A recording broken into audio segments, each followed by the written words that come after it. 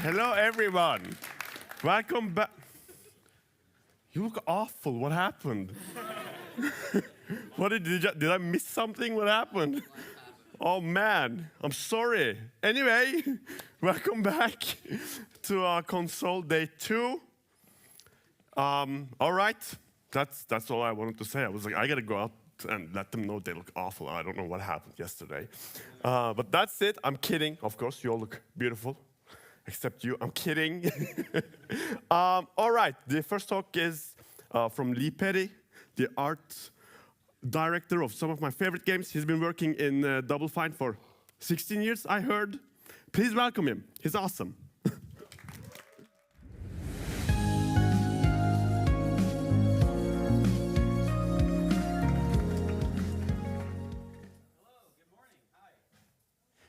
Thanks for having me back here in wonderful Norway and Bergen. It's been great to be back, other than the 1 hour sleep I got last night. So if I seem a little delirious, it's just jet lag.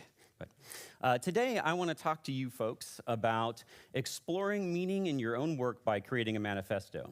But before I get into that, let me introduce myself a bit more. So my name is Lee Petty, and I've worked in video games for about 27 years, and I went to university to study traditional painting and drawing. And because I'm an artist, that means I'm a little past the halfway point here in the lifeline. I'm just kind of leaving a burnt-out disappointment and going right into old weirdo. So that's kind of where I'm at in my career. And for the last 16 years, I've worked at Double Fine Productions. And for those of you who aren't familiar with Double Fine, we're located in San Francisco. We, not too long ago, had our 20-year anniversary.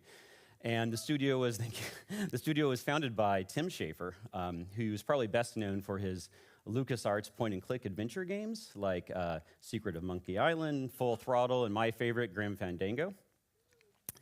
And since I've been at Double Fine, I've worked on a lot of different games. My first game was as the art director of Brutal Legend, which was our open-world heavy metal action game. And Jack Black did the voice of the main character, which was really cool.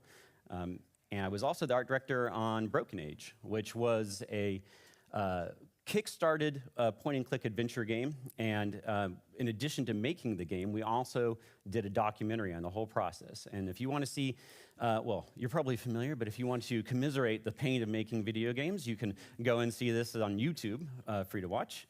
And just recently, I worked on Psychonauts 2. And for that, I did some concept art and lighting and level design and boss design. And if you want to watch even more documentary on people struggling to make a game, that's also on YouTube, and it's like, I think, 30 hours. It's a long project.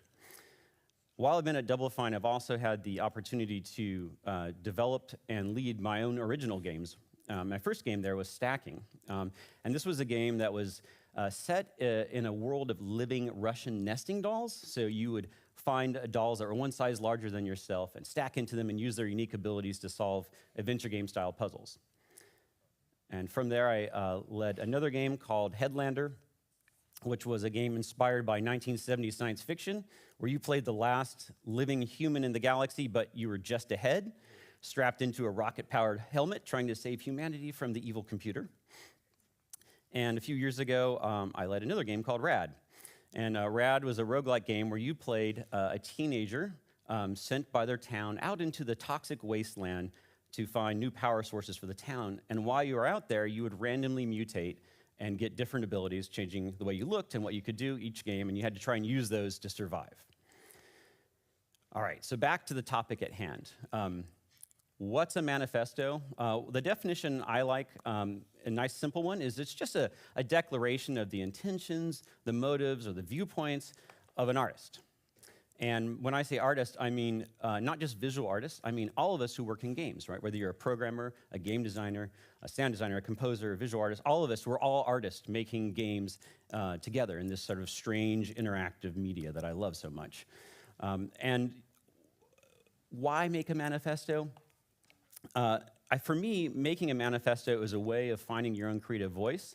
By documenting and thinking about and focusing on your creative intentions and your aesthetic preferences, you're able to develop them more over time.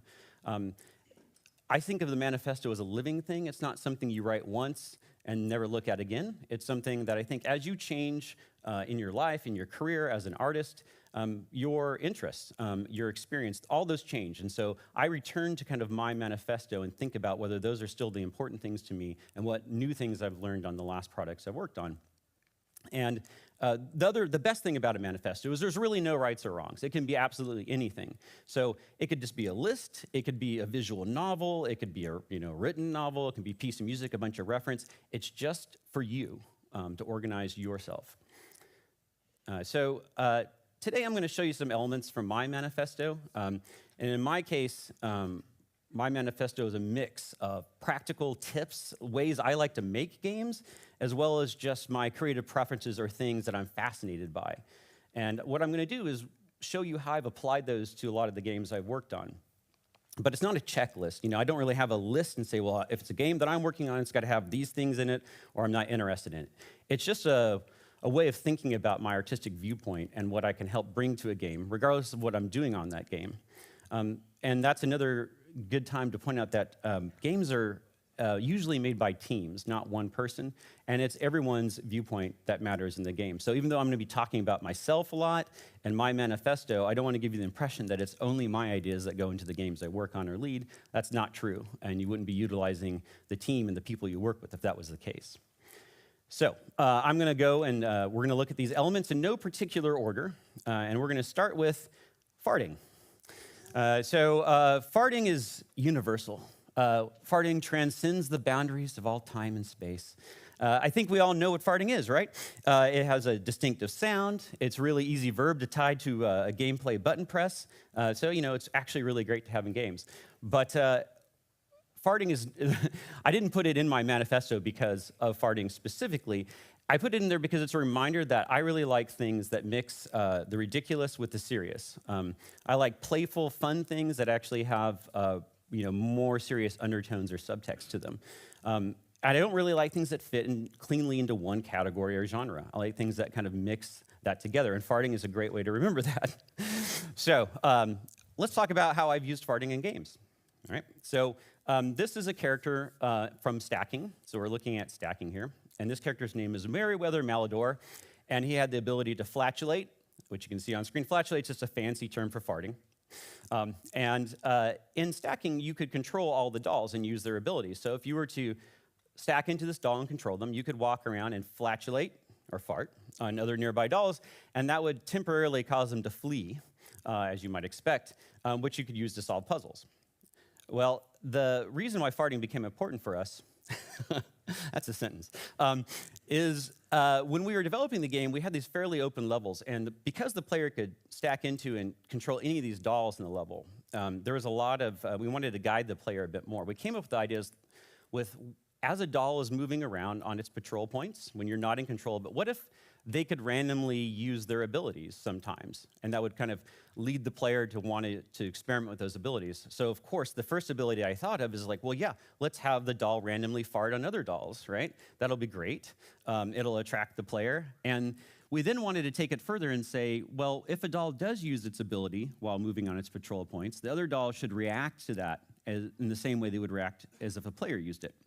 So we made that happen. So what happens with a lot of the dolls, and in this case the farter, is he walks around, and as he chooses to randomly fart, if there are other dolls nearby, they react that way. And so that added a lot of life to the game, because basically the game is interacting with itself and you're kind of observing it.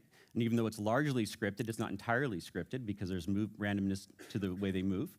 And it also told the player, hey, this is actually an important doll you could use. So what that looked like in game, I'll just show you a little small clip here, and this is just if you were not in control of this doll and happened to see it moving around the world.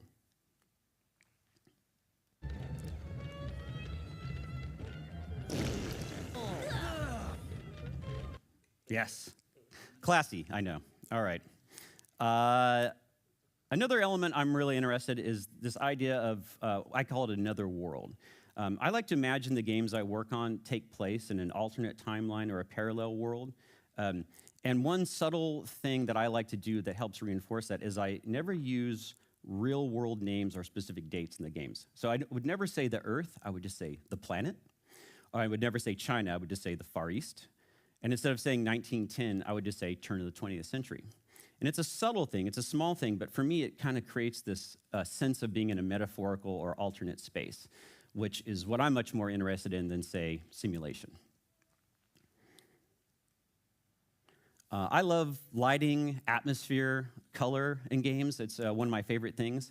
And therefore, I focus on lighting a lot. And in a lot of game pipelines, or when people make games, they do lighting at the end. Usually you'll start with a simple representation of your game level, especially in 3D. You'll make a block mesh or a white box, various other names. And you'll develop the gameplay, and then lighting can often come in at the end after the models and textures have been developed. And the problem I have with that is that not lighting early doesn't give you a sense of space. Once you have any lighting in it, your sense of space and depth and mood and atmosphere is communicated early on. And since lighting, for the most part, is relatively quick compared to the time to texture or model or developed, that side of things, you should do it early. So let me give you an example. Here's an example of just like a simple block mesh level with no lighting. Well, technically, there's a little default lighting in there, but nothing of consequence. And you don't really have a sense of scale or depth. You don't know how big this is going to be. And if you work only in this mode, you'll probably be really off of how big you make your space. But just like a tiniest amount of lighting can help clarify that space. So this is just now some sense of scale, some sense of depth, your readability on some objects that might be more important are drawn to the foreground, but it's the exact same blocks. And if we decide that, our game this game level should be set outside, we can imply that with just a tiny bit more lighting. So all we've done here is just, add a little color grading, some sense of dust in the world, and the shadows are now sharper. That implies you might be out in sunlight. This is all very simple, right? But it still gives you a sense of space early on. And if we decide, actually, we really wanted to set this in a city, we can just do a real simple lighting change here, where we're just uplighting like you would a building in a city, maybe put a few simple emissive planes out there to imply lights. And all this is really easy and not destructive, and just start your world off at a better place than just staring at unlit gray boxes. So I love body horror. I'm both fascinated and kind of disturbed by body horror. And it's weird because I don't really like gore or blood or mutilation. Who does, really? But I mean, in movies or anything like that. But I do like the themes of body horror. And so for me, those mean just an existential crisis, an awareness of identity or transformation as it pertains to your body. And those are themes that I revisit a lot when working on games. And my earliest sort of inspiration for that was Franz Kafka's The Metamorphosis, which is a 1915 novella. And in this story, the character Gregor just suddenly wakes up and he's a giant insect. Right? That's not the story. The story is really about how his family then reacts to him suddenly being an insect. This image here is from R. Crumb's interpretation of Kafka's work, and it's really cool. If you aren't familiar with it, it's worth checking out. But the fascinating thing there is just how the family reacts to his transformation, and I remember reading that in school and loved it. And a little bit later on, I saw this movie called Videodrome that most people were pretty familiar with. It's a 1983 film directed by David Cronenberg, and had all these really weird practical effects, like you see here. It's got some sort of gun arm coming out of a TV that looks like it's made of skin. But really, the story involves a lot of different things, in terms of identity and media, and it plays a line between reality and hallucination, and the main character sort of believes he's being programmed by the TV and becoming the new flesh. Either way, it's worth checking out if you haven't seen it. So when I got to make the game Rad, which was all about mutation, I was like, all right, this is a time to really embrace my body horror. And in this game, I mentioned earlier that you played a teenager sent out by your town, and you would randomly mutate as you went into the wasteland. It's a roguelike game, so every time you die, the world would be randomly generated, and what mutations you got would change. So the mutation transformation process looked a little bit like this. When you were running around in the wasteland and you absorbed enough toxins, your character would mutate, and it was different each time. And even though we kept it pretty colorful and arcade-like, it was still a little weird, right, to see your character suddenly grow a cobra head or a boomerang arm or green glowing legs. And we tried to have fun with it. We tried to keep it playful. So, in this case, this player character might look like this after one mutation, where they've got a giant, sentient boil growing out of their back that can help them in combat. But if you keep playing this character, you're able to survive. They might look a little bit more like this. And so now you're looking like drastically less human as the game goes on. And so, of course, we had those visuals in the game, but I wanted to play with that a bit more with how people reacted to you, again, taking some inspiration from Kafka. And in the game, you could return to the town to talk to people between wasteland levels if you wanted to. It wasn't required, but players could optionally do this. So initially, you would come and talk to the townspeople, and they would be pretty encouraging. So this is before you've gone out in the wasteland, and they're like, yeah, thanks, you're so brave. There's some irony there because it's basically the older generation sending the younger generation out to the wasteland to clean up their shit. But they're still very encouraging, right? So he's like, hey, you're brave, you're awesome. But if you come back to town after one mutation, you'll notice a shift in how people start to treat you. And at this point, they're not necessarily super afraid of you yet, but they're a little put off by how you look. And we wrote all sorts of different dialogue, and it would change based on which exact mutation you had or which combinations of mutation you had. And so if you came back with 2 mutations, they start to get even more, off-put by you, right? And it gets to the point where some of the people in town don't even want to admit that they know you, or maybe they don't know you. Maybe they don't even recognize you as human anymore. We leave that open to interpretation. So that's how I put body horror in rad. Another thing that I say a lot to myself anyway is that any decision is better than no decision. Decisions are hard, right? Like, there's a lot of decisions. Games are like constantly problem solving, and making good decisions can be really tough. But what I've seen in my career, the more damage is caused to the team when no decision is made. Because no decision is a decision, you're just letting fate decide for you, right? Because something's going to happen whether you want it to or not. And I believe enough in myself and my teammates' abilities to make a better decision than fate. So I think it's okay to always to make any decision. And not making that decision can create uncertainty, stress, and confusion, and you don't want that. And I think it's okay. You're going to make some bad decisions. I've made bad decisions. You just got to be open about it and try again, not be afraid to make them. I really love sound in games. I love great sound design, music, ambiance. They're so important to a game's sense of identity. And I think, unfortunately, oftentimes audio is brought in at the very end of the game. And audio and your sound folks should be there at the very start. They should be there as your creative partners. And it's maybe not always an option for people, perhaps, but if it is an option, always involve them. That discipline is so much better at communicating emotion and themes than just about any other discipline. And having them at the start means you're not overcorrecting with visuals or maybe a really didactic level of storytelling because you've got that sound there at the very start.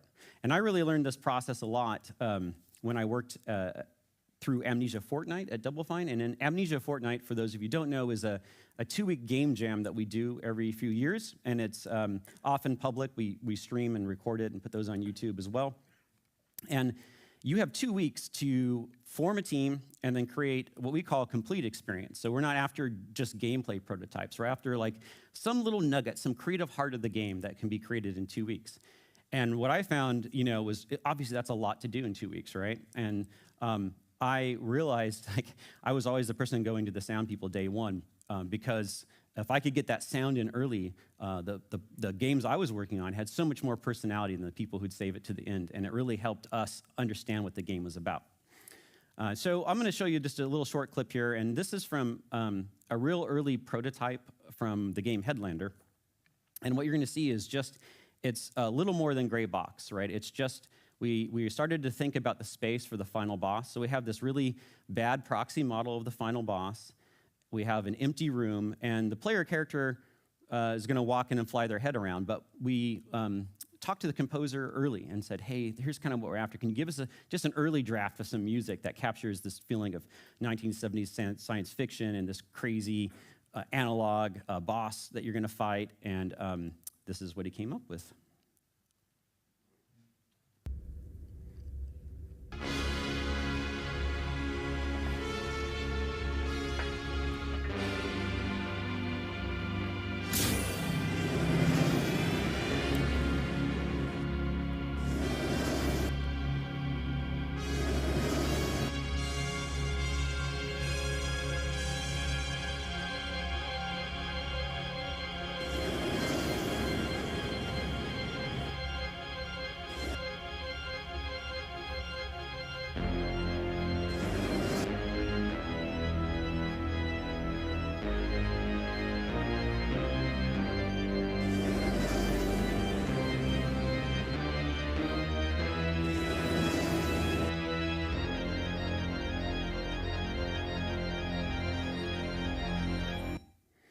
So, obviously, very primitive visuals, zero gameplay, but had a mood and a tone that really helped us drive the rest of that boss battle.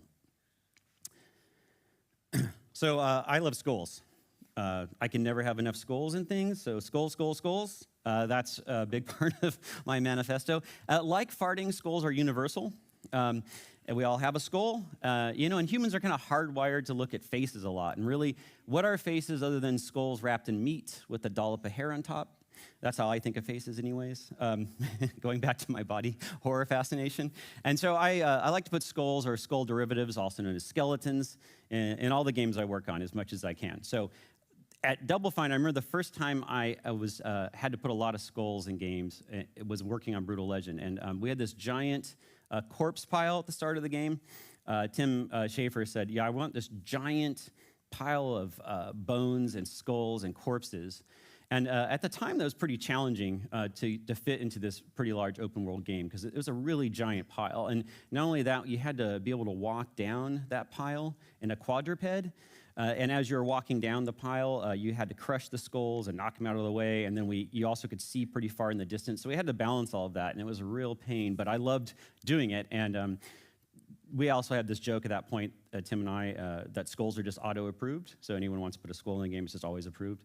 Of course, when working on RAD, we put some skulls in the game. The skull on the left, the green one, is from the main menu. And, the game has this idea of radiation and toxicity and 80s themes, so we tried to bake that into the skull design. But also, the player grows new life in their wake. Plants and flowers grow as they pull the toxins out of the environment. And so he made his punk-like mohawk made of grass and flowers. It was a little way to sneak that in there. And there's kind of a running joke in the game industry that skulls are, when people say environmental storytelling, they just mean put a skull in something. And they're kind of right. Like I put this in the ad, right? We've got some skulls and skeletons sitting here watching TV as the world melts around them. But even though it's a joke, it is kind of true that skulls and skeletons are really good at environmental storytelling because they give you a sense of human scale without having to have actual characters there, and they have a sense of history and tragedy or just badassery. I mean, so put skulls in your games. That's my biggest advice. All right, absurd world. I really like creating games who have a world that has an absurd premise, but they feel believable because the people and the themes inside that game world think they're believable, right? It's like the characters in these absurd worlds are struggling with actual issues, and the tension between this like ridiculous premise and these serious themes I find very appealing. So. As an example, in Headlander, it's a game inspired by 1970s science fiction, the thing I love about 70s science fiction is it's in part about our conflict, our love and fear of technology, right, which is still relevant today. Of course, it was really silly in the 1970s, right? But I like the idea that there's these complex utopian societies that are somehow in ruins because they're missing that human element, like the computer just isn't smart enough to understand, And and that's just so naive, but I love it, And so when we were working on Headlander, we really wanted to create that. And so the missing human element in Headlander is quite literally the player's head. And the player character's head, is put into a helmet that has rocket-powered jets, and they have a tractor drive to yank off robot heads and land into the neck hole and take over robot bodies, right? It makes no sense whatsoever. But the themes underneath that were very serious. I just find that combination charming. Things that are both perhaps existentially profound and also undeniably dumb. That is what I like making. So sometimes games can be seen a little bit as a bag of mechanics that we just sort of staple an art style and some storytelling onto. But for me, games are a complete experience, and the story should be told by all of those elements: the visuals, the sound, the dialogue, and most importantly, the gameplay. And so what the player is actually doing in the game should be in sync with all of these other elements, and they all add up to tell the story together. So in stacking, for example, it's about, mechanically, it's about finding and combining dolls and using their unique abilities to solve puzzles. But thematically, it's really a game about a class-based society. because the larger dolls that you see in this world are always the captains of industry or the posh rich people, and the smaller dolls, which are quite often children, are doing the jobs like shoveling coal. And that this sort of class-based society is echoed not only through what the dolls can do and the size of the dolls, but also in, of course, all the environmental storytelling. No skulls, though. So, for example, and here's our farting gentleman from earlier, the bathrooms even have toilets arranged based on doll size. And, of course, the biggest toilet with the most prominent position is given to the large dolls. And what we're asking the players to do moment to moment to actually be able to progress the game is stack into other dolls that are one size larger. So you can see here that you start off playing the smallest doll in the world, but you can stack into dolls that are larger. And along the way, you're basically gathering and using dolls to solve problems. So we've got two things we're communicating to the player there. You're always paying attention to the size of the dolls and what they can do, because a lot of the puzzles are solved by who they are, their place in society, and what their ability can do. But also, because you're able to solve the problem that these other dolls can't, we're saying the small doll from very modest means is able to organize and work with these other dolls to actually solve the problems that they couldn't. I think games are really weird inherently, and I think it's really important to leave some of that weirdness in the game. Sometimes it's all removed in the name of polish, and a lot of work goes into not breaking immersion, is the term I often hear. And I get that, right? For some games, that's perhaps really important, but I do think that at times that means you can over-polish something. All those like interesting angles or choices that you wouldn't make, that art can make, if you just smooth those all over, for me, it's just something that doesn't feel like it was made by people. I want to feel the presence of humans in the games that I play and make. And for some, for me, those weird things left in the game don't break immersion. They remind me that I'm engaging in this weird interactive art form, right? I don't want a perfect stimulation. I want to see behind that curtain just a little bit, because to me, it speaks to the process of making games, and the process of making art can be just as interesting or profound as the final work. And so, I'm not advocating that we create like buggy, arbitrary experiences, but I do think it's important to let some of that weirdness shine through in the final experience, and it can often lead to these emergent situations that you maybe didn't specifically design. So, as an example of that, let's go back to Rad. We have this one fully voiced character in the game known as the Elder, and he sort of speaks in this booming action voice. And we thought it'd be fun to use that sort of action voice to have him narrate like all the main menu stuff. So when you open the game and you see main menu, he says like main menu. And if you go to the options, he says options, right? It makes no sense. It was just kind of fun. But then we put it to the start of the game as well. So you start the game, he says rad, but then we had the actor record a bunch of different takes. And so every time you load the game up, he sometimes just says rad, and sometimes he's like rad, right? And that small choice there also communicates the idea that the game is a little different each time, because it's a randomly generated game. So we're like putting that in right at the start. Well, we love this rad voice, this Elder voice so much, we decided that we wanted him to also narrate game events. So while you're playing the game, if you do things like pick up meat, which is like health in our game, like mutant meat, right? You kill a mutant, meat falls, eat it, you get healthy, of course, perfectly logical. He will say something like meat or beef if you pick it up. He's got a lot of things he could say. He doesn't always say things, sometimes he doesn't say anything. If you pick up currency in the game, which is audio cassettes, he might say like cash or moolah, or every once in a while he'll say something long like baby needs a new pair of shoes, right? So he'll say this stuff randomly. And what we found when we were playtesting the game early on is that if you did these events too close to each other, the Elder would cut himself off, right? So he might say something on top of himself. And this is, we started enjoying this so much, we had the Slack channel of the team where we'd all report these accidental things that he said, right? And so, for example, we've got one where someone says, fried steak wad. And in that case, what's happening is if you had meat in the world and it was exposed to fire, it would get cooked. And if you picked it up, sometimes he'd say fried steak or broiled beef. But then if you pick up money right near that, he sometimes called it a wad. And so in this case, the person picked up cooked meat and then hit currency and he said fried steak wad, right? And so we love these so much, I'm like, we're leaving this in the game. There's no way we're taking this out. This is like the best form of emergent storytelling ever, right? And so I'm going to show you a couple of video clips of kind of how that looks. When you'll see here is the player does these events too close to each other, sometimes, but all the time this happens. Hammer Moolah.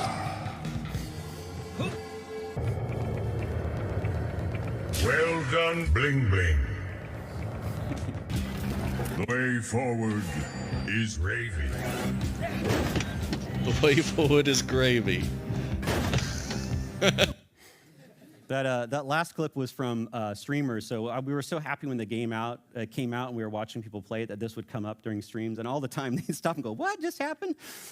In that case, what happened is you finish the last goal for the level, and the elder says the way forward is open, but then the player happened to run over some money, and so he said the way forward is gravy. So. Keep games weird, everyone. Negative space.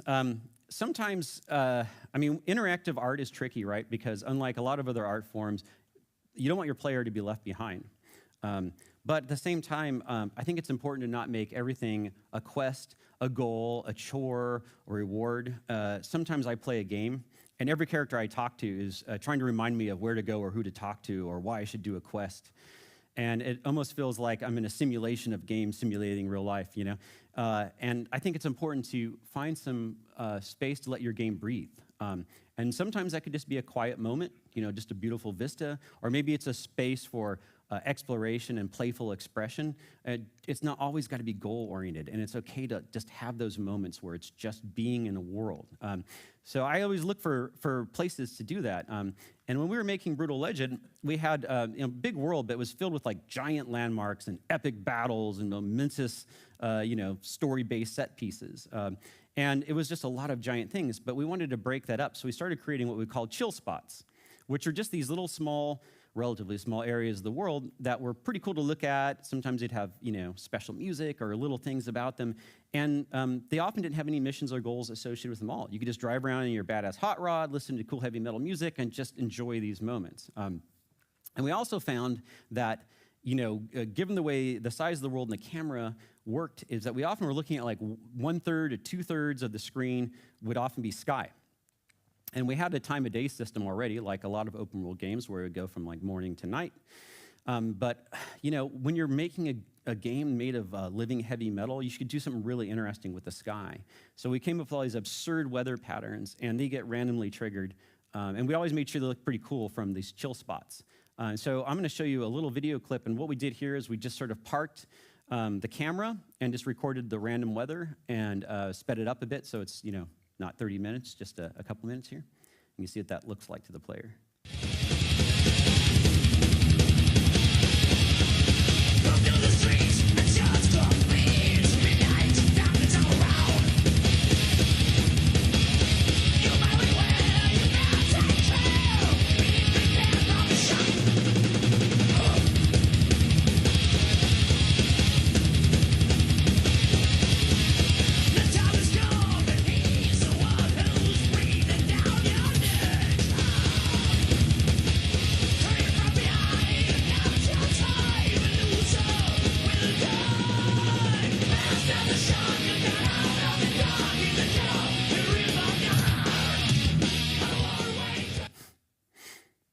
Heavy metal skies. All right.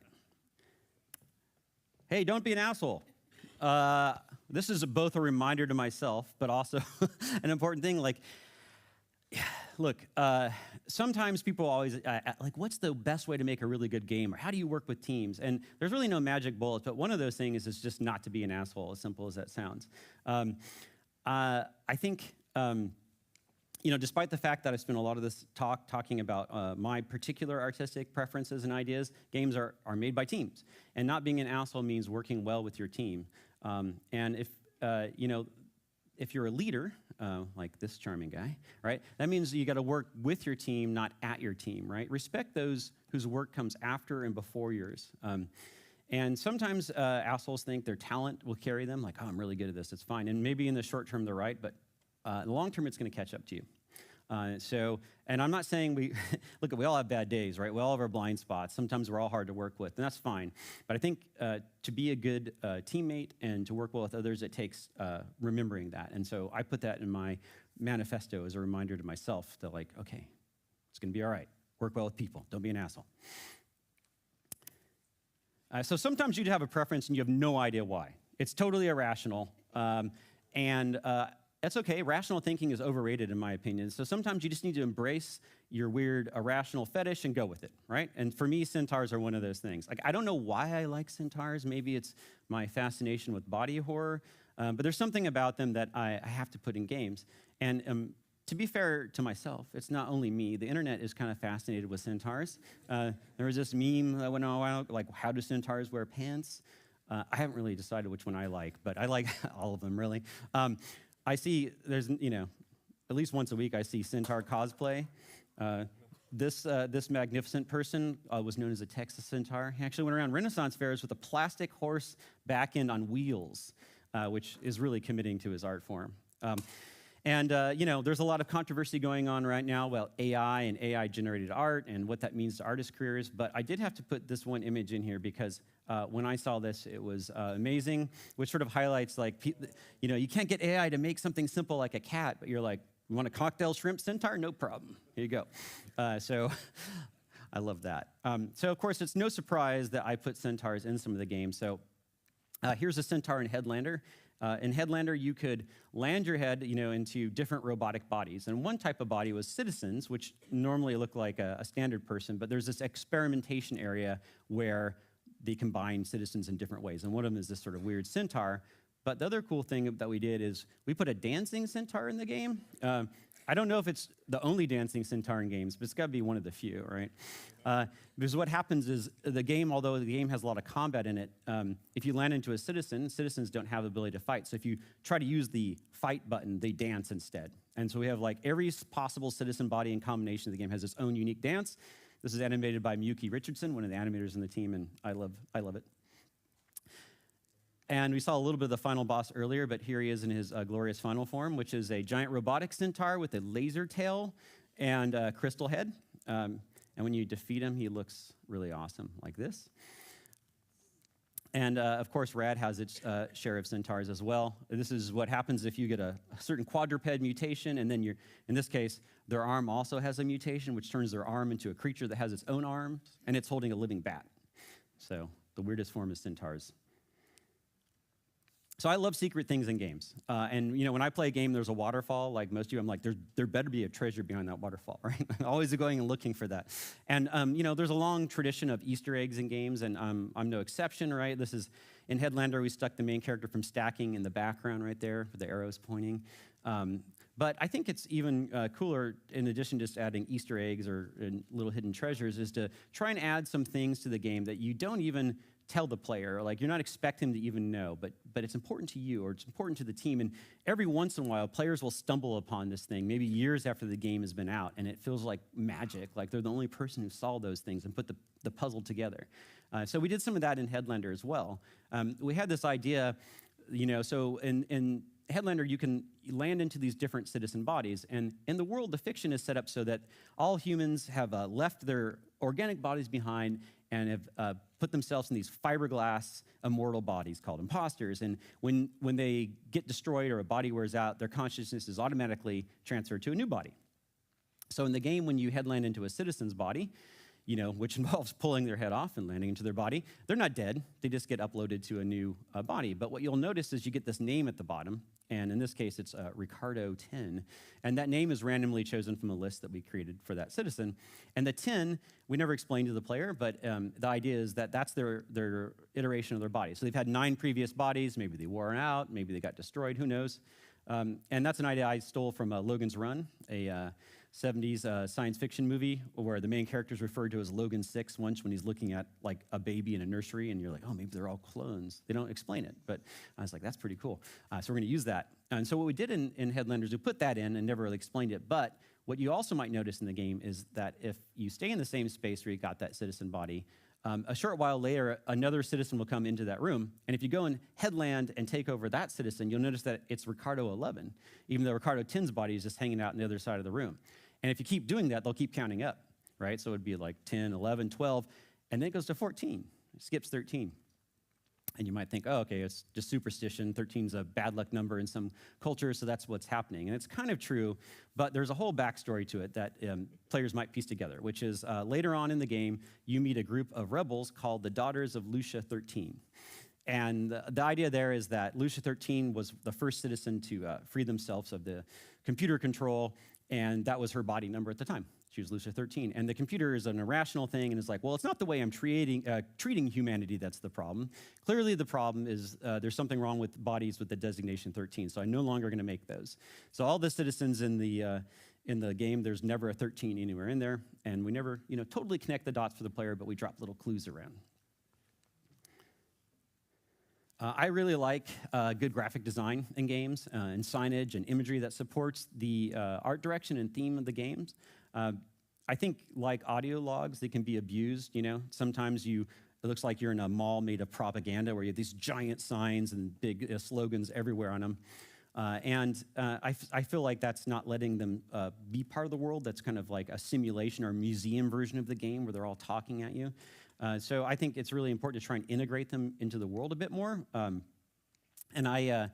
Here's some examples of graphic design signs I made for Headlander. We had hundreds and hundreds of weird little 60s and 70s inspired signs, science fiction inspired signs throughout the game. And when we put them in the game, we try to keep them pretty integrated. So here's a screenshot of the game, and it's a secure zone. So that's giving the player some information, like if you're in that zone, the soldiers will attack you. But you also might notice there's a sign or a poster in the background of ski lifts. And this area of the game is known as the Satellite Chalet. So it's a mix between a ski resort and a communications array, which on one level makes no sense whatsoever. But the computer is trying to keep humanity under the illusion that they are actually on a big vacation. It's a false utopia. So there's all these irrational pairings, and by putting little signs like that into the game, and these were painted by Derek Brand. Here's a few more. We're sort of suggesting that it's like they're almost like little postcards, like it's this like fake vacation, but we're not putting big signs saying submit free will. Look here. We're trying to keep them integrated into the world and keep it on a level a little below that. So I'm going to talk about bathrooms. Now, I'm American, so when I say bathroom, I mean toilet, but we're confused about a lot of stuff in America, violence, for example. Bathrooms. I'm just going to have to say it because I can't not say it. As a child, my mom said I was fascinated by bathrooms, and it's true, and I still am, because I was thinking about, why do I like bathrooms?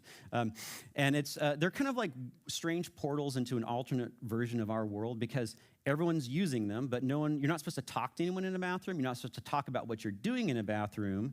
There are certain rules about how you're supposed to behave in a bathroom, but no one tells them to you. You're just supposed to pick them up. And so I guess I just find that fascinating, that kind of like weird common thing in society that's just sitting there. But it isn't just me. I have this quote here from Andy Kelly from PC Gamer, wrote this article, and one of the things he says about toilets in video games is he says that, but toilets are more than just props. A toilet is a porcelain window into the soul of the artist who created it. And through it, you can learn a lot about their personality and their design philosophy. And they reveal something about us as players too, our expectations, desires, and what it takes to make us believe in a game world. And he's right. So I'm going to talk more about bathrooms. So we're going to go back to stacking here for a little bit. In the first level of the game, it takes place in a train station. And it introduced an interesting sort of writing problem for us.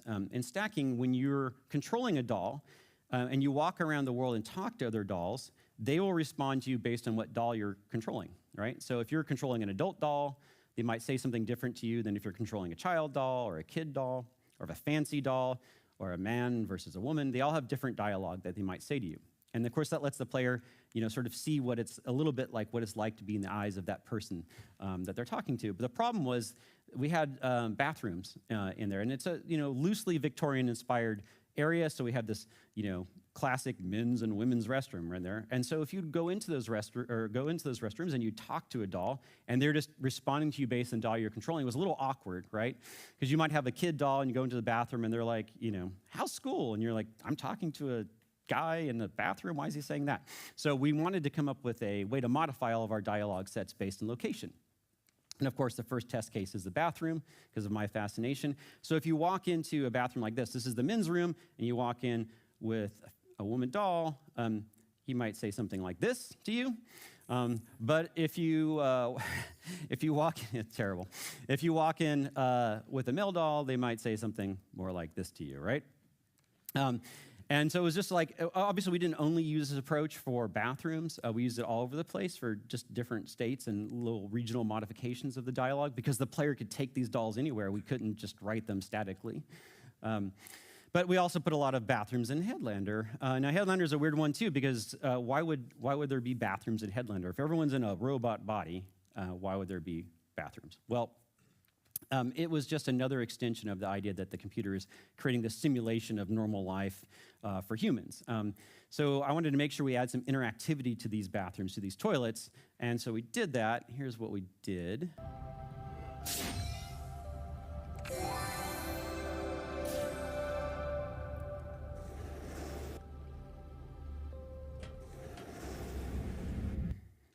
Probably not the only game, but one of the only games you could fly your head down a toilet to get to the next level of the game. So we did that. But then, of course, we couldn't stop there because I have a problem. And I was like, well, we have this area called Shepherd Recharging Station. So Shepherds are the name of the enemy soldiers in the game. And unlike the citizens, they don't have any humanity inside them. They're just robots, but they have these big laser-powered arms. So they have to recharge their batteries periodically. And how do they do that? By sitting on crystal toilets, of course. And so you kind of walk through this area that's kind of a side area, and you would see them sitting in this charging station. And so we had to add interactivity to that because, of course, everyone wanted to do something with them. So we did as well, and I'll show you what that is.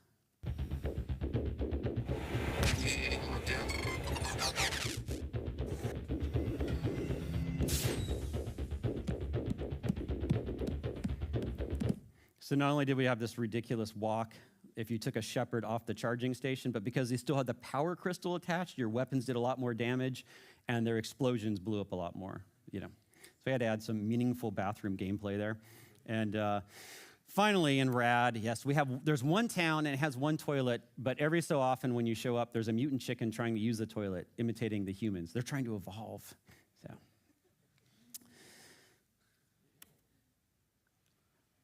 This question gets talked about a lot, right? Are games art? And in my mind, it's really not for me or you or anyone to say what is or isn't art. And I don't even think it's important. I think it's missing the entire point.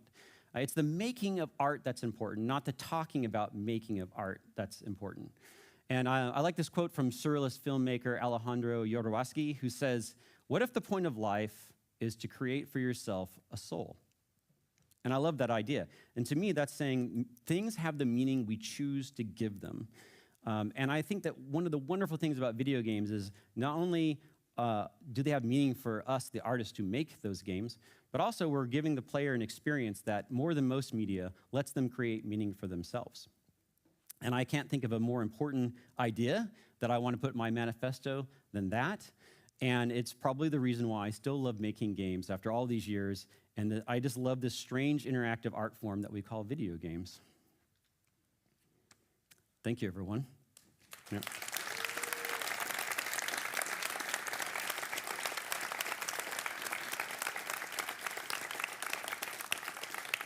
Do we have time for questions? Does anyone have any questions I can answer about bathrooms or mutations? I just have one question. I'm kidding. I have the opposite of a question, which is a rule.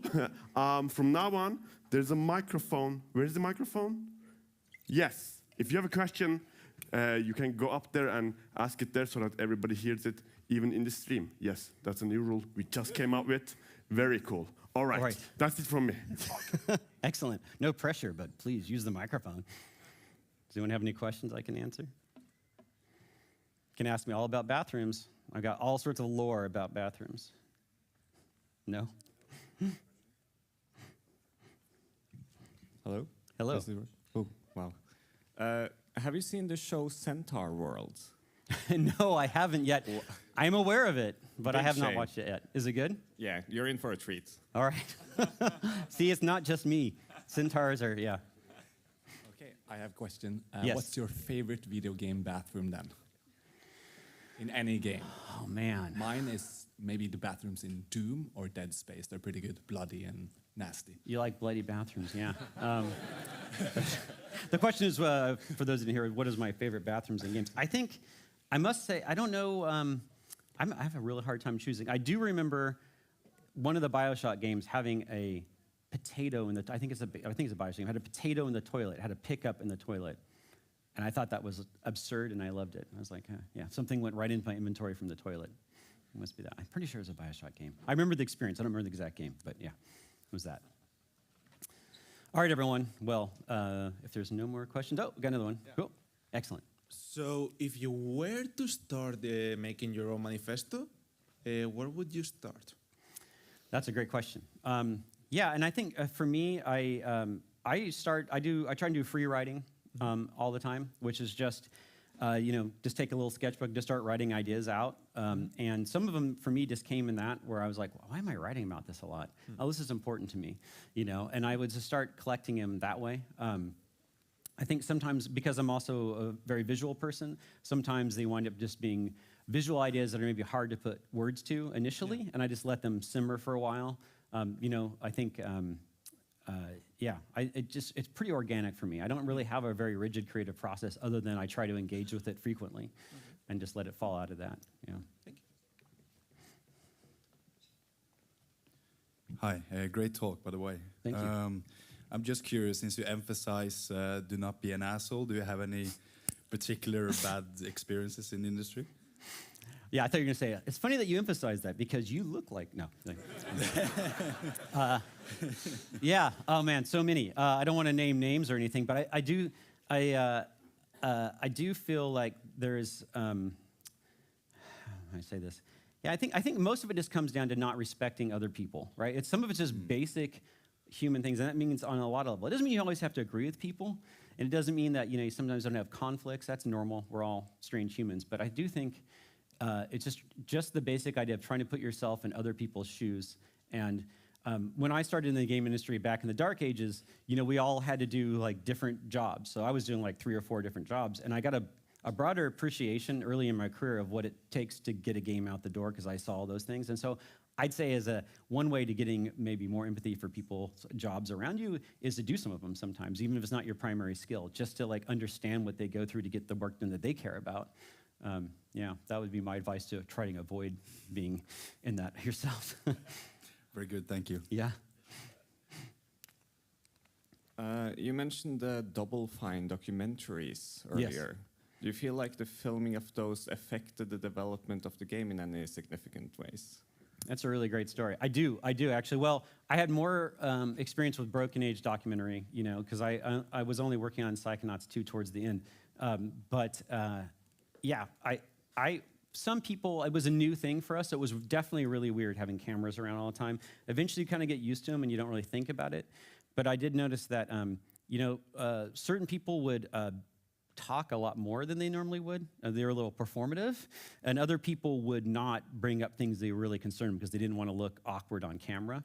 So I have mixed feelings about it, honestly, but it does make it feel worthwhile to me, because people will come up and say, I really like the documentary because I learned a lot about, I didn't feel so alone in making games, because I see that, you're struggling with some of the same problems we do. And that makes it all worthwhile to me, because, it's nice to feel like you have a community out there who are all doing similar things. But it is a little awkward, yeah. I don't like it so much. Yeah. Hi. Hello. So this is a two-parter. Do you share your manifesto with other people in the development? And second part, so if your manifesto is farting and someone else's manifesto has no farting, please, who wins? We give the player a choice. We make it an important choice. Did you pick the character who has a gas problem or one who doesn't? I mean, it's weird because, it's usually when working on games, even if you're leading a game, I don't create a checklist and say, maybe as a joke. I'm sure if you talk to people on the teams I work with, they'll be like, Lee's talking about farting again. But it's not a checklist, It's really like, and I think manifestos for me are it's not a political platform. It's not something I have to get into a game. It's just more of a way of describing my own taste and viewpoints and why those things are important to me. And it evolves over time because a lot of the examples I give you are from things in games, and sometimes it became part of my manifesto based on that experience in the game, or I thought of a different way to describe it. So we talk about it sometimes, usually as a joke, but I definitely don't. My goal with the game is I like certain colors, I like certain art styles, but I try to make sure that the visuals in the game are telling the same story as the rest of the game, and so it's not like one style I try and put into the game or just one set of things. Some games, I guess there's an awful lot of bathrooms in games, so sometimes the game I'm currently working on, there's no bathrooms in it, I can tell you that. So, but I mean, I think you got to leave space too for people to interpret that. So maybe it's not so much that you want a particular type of bathroom, but you're like, what if we thought about doing a centaur, and then they come up with some design, and it just is a bouncing off point, It doesn't have to be too serious, but yeah. Thank you. Yeah. All right. Well, hey, I'm around the conference if you have any other questions you want to catch up, but thanks for coming. Yeah.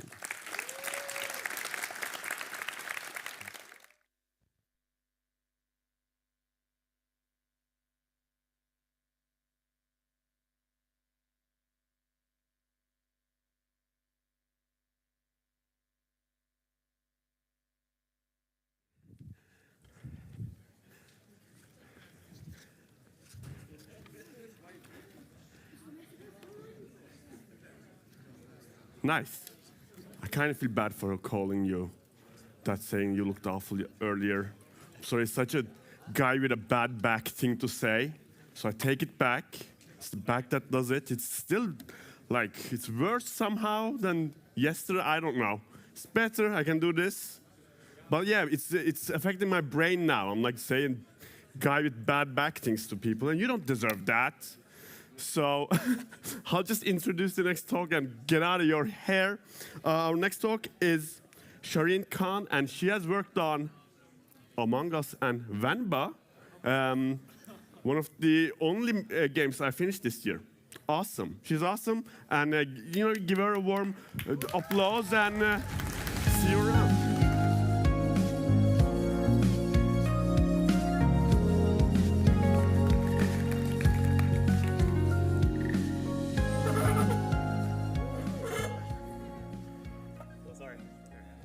Can it not be here, actually? Well, I can look around the notes. Hello. Hello. I brought my squishy ball. This is all the way from North America. It's pretty useful for squishing, so I'm going to be doing that throughout the talk, and hopefully I can juggle the three things. But there's a table, so that helps. So that goes into my first slide. Who am I? Why am I here? Okay, that's the second slide. Why am I here? Who am I? Hello, my name is Sharon Khan. I'm going to stand here because I can see my notes better. I joined the industry as a programmer back in 2015, and I did that for a long time, and actually that's still what I want to do, especially when you can't do it. Anyway, I was also a lead programmer on a few projects. I made my own math game in 2018 with an artist who I later worked on a game that I will be talking about in this presentation. Most recently, I was an individual contributor programmer on Among Us, which is the largest game ever. And also, speaking of Among Us, we just released a new map, so please go and play that after this talk, but not during this talk. Yeah, I worked on that a lot, but actually, I just left. Currently, I'm a producer at Visai Games, which is a tiny company, and we just released this cooking game called Venba, which is what I'll be talking about a lot during this presentation. So to tell you a bit more about Venba, here is the launch trailer. Oh, there's no sound. நம்ம Chennai city அது கடையாளந்தாய் எங்க பட்டி தொட்டி இழுக்குது பாருடி செல்ல குட்டி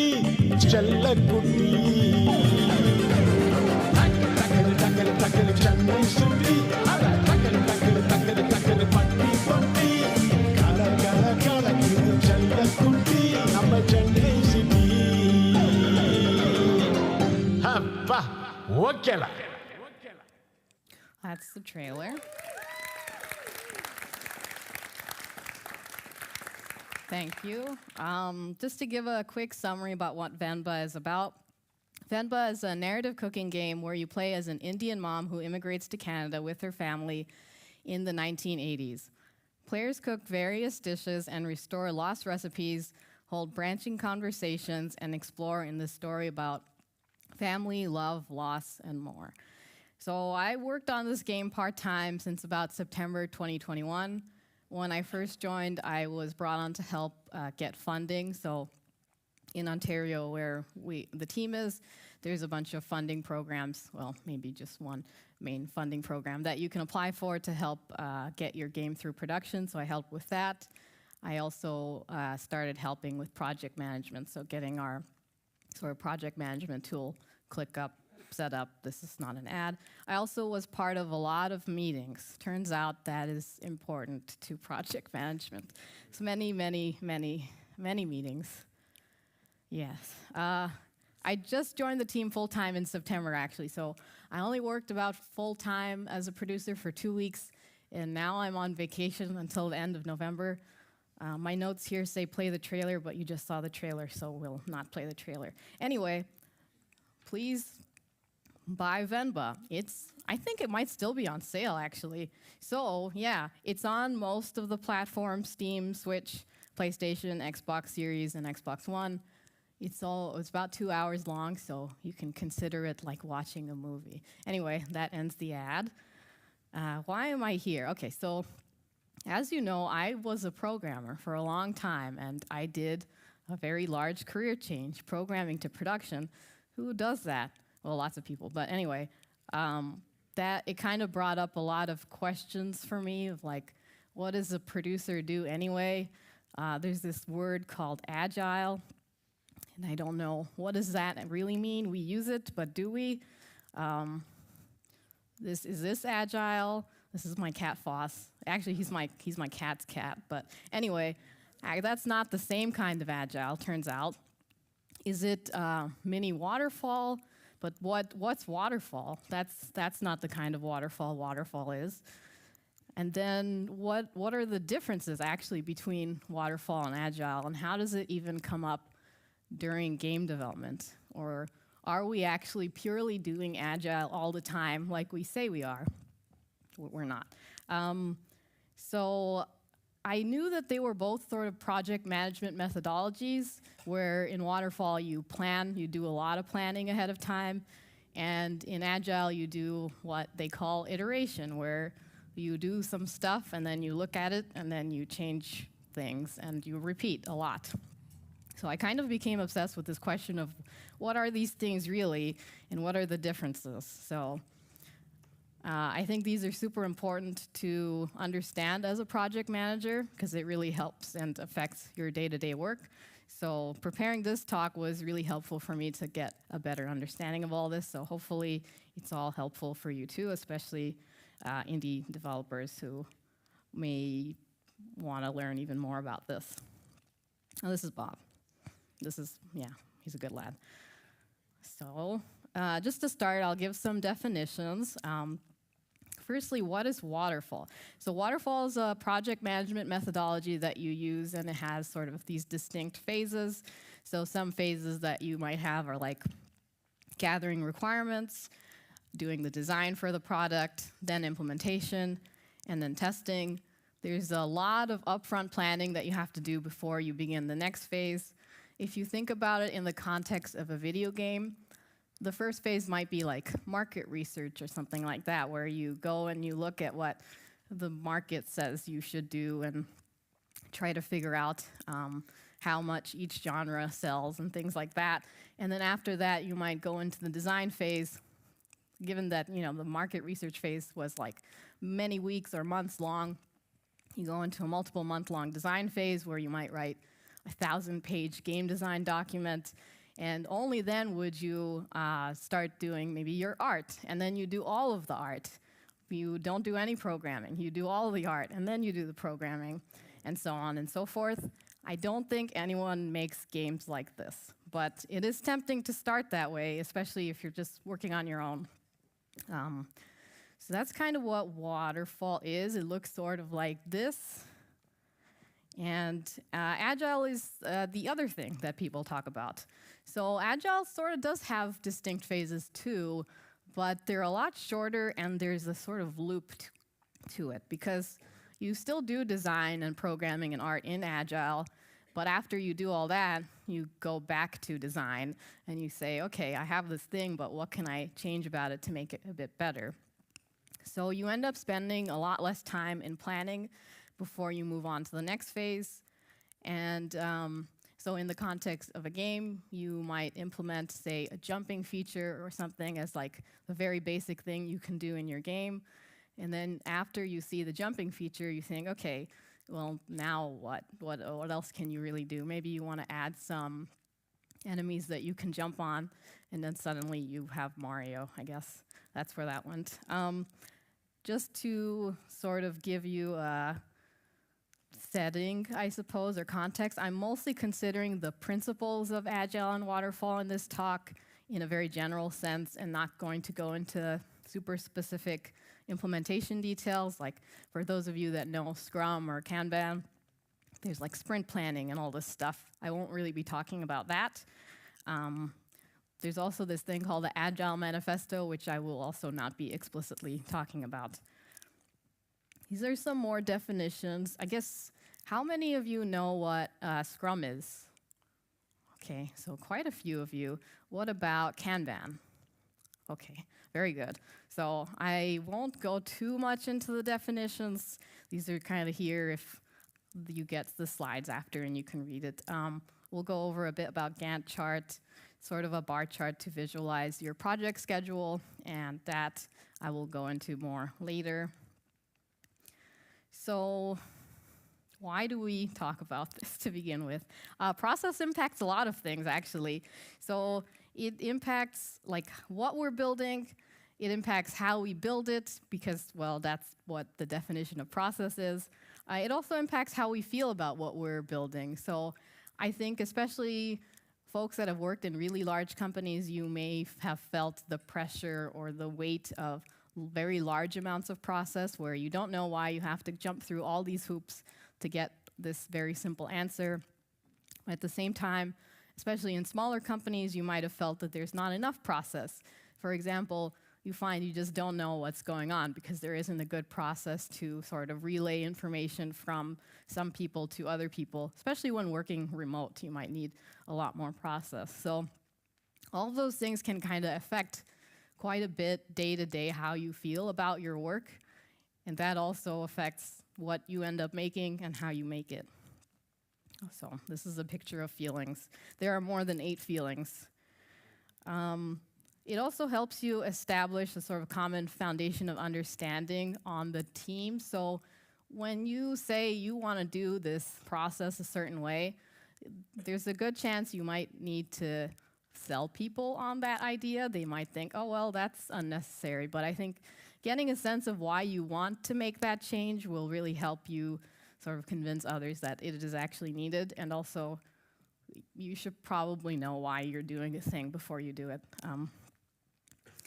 And so, yeah, generally speaking, the principles of Agile and Waterfall both actually come into play quite a bit in game development, at least in my experience. I don't think any project does strictly one or the other, actually. So just a brief overview of what order I'm going to be going in this talk. I'll first be talking about some differences between Agile and Waterfall, and then I'll work in some examples from Venba, the cooking game that we saw the trailer for earlier, and then finally the future of how to apply this in the next game that we'll be working on, and so on. We'll drink some water before I continue, and you can look at the title. Thank you. Okay, so the first and I think the main big difference that you think of when you think of Agile and Waterfall is in how flexible each one is. So in Agile, it's really all about flexibility. You want to have the ability to iterate and adjust the plans as you go. It's really important to also have a working game really early so that you can actually adjust what you're doing as you go. And there's also a sort of chance for scope creep technically every time you do look at what you have, but that aside. So basically there is a lot of room to adjust. And it's sort of the point of Agile is that you want to have something, not get too attached to it, really look at it, and then figure out what you want to do next. So there's a lot of flexibility and room to adjust in Agile. In Waterfall, however, you end up having a fixed plan from the beginning. So there isn't really a chance to adjust until the end. So that means there are less chances for things to sort of come up during development as like, oh, I also want to add this feature or that feature, because there is that big sort of plan that you have to follow. This also means because of the phased development, you don't have a working game at the end. So even if you do want to adjust, you might not actually know how to adjust until you're like 2 years into the project and you've made all these plans, and now you start building it and see, okay, actually none of this works. But part of the point of having the detailed plans is that you can kind of find those things that aren't going to work well ahead of time. But in general, in Waterfall, there's a lot less flexibility and room to adjust. And really, the amount of plans that you make in Waterfall kind of acts as a deterrent for adjusting those plans. So let's say you want to add a new feature that you hadn't thought of before, but you have a 1,000-page game design document that you have to then go and update to make sure every related feature also references this new feature. And it's very easy to make mistakes when you have to go back and make sure all of the things in the pipeline sort of get updated. It's not unlike going up a waterfall, actually. Another thing that the flexibility and iteration and amount of plans affects is the budget and the schedule.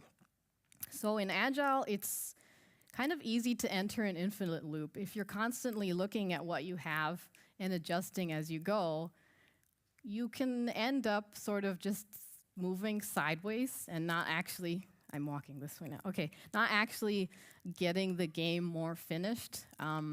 You might just add a bunch of features that you think are helpful, but maybe then you end up feeling like you need to polish those features, but it doesn't necessarily come together as a cohesive whole.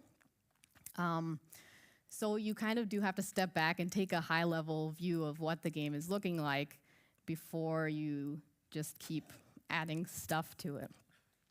The other thing is that the lack of detailed plans kind of makes it hard to know what will come up ahead of time in terms of like, oh, actually, when you test this feature with this person, turns out it's very confusing. And so maybe you need to add a tutorial around it. Maybe you need to just cut the feature completely because 10 other people you tested with also find it confusing, and now you don't know why you added it in the first place.